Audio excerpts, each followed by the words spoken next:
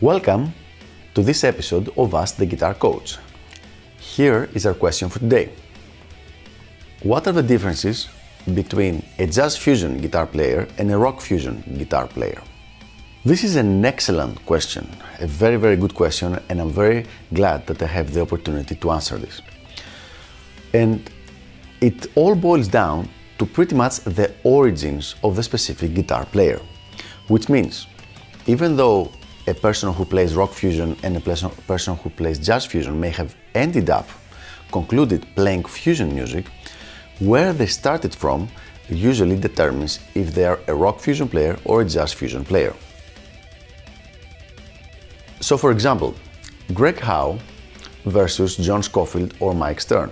And I don't mean it versus like a competition, but I mean if you listen to their playing, you can tell that Greg Howe comes much more from a rock background, and then he has incorporated jazz and fusion elements, while Mike Stern and John Scofield both come from a jazz background, which they developed afterwards and incorporated extra fusion elements.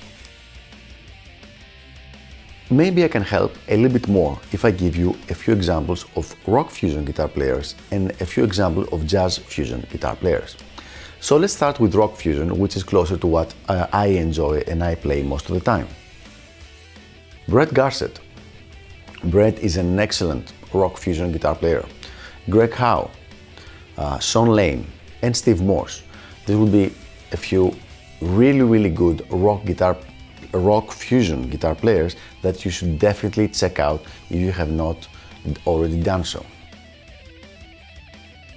Now let's move on to a few jazz fusion players that come from a jazz background. Mike Stern, John Scofield, Pat Metheny, and John McLaughlin. And of course, Al Di Meola. Now, all these people come from a mostly jazz background, which then they have incorporated new other elements, rock elements, and created a jazz fusion style. The only possible exception could be, in my ears at least, Al Di Meola, who seems to have a very good balance between the rock world and the jazz world. And when he plays fusion, he uses seamlessly elements from both styles without seeming to favor one or the other. So there you have it. I hope this was helpful in clarifying the distinction between jazz fusion guitar playing and rock fusion guitar playing. Thanks for tuning in, and I will see you on the next episode of Ask the Guitar Coach.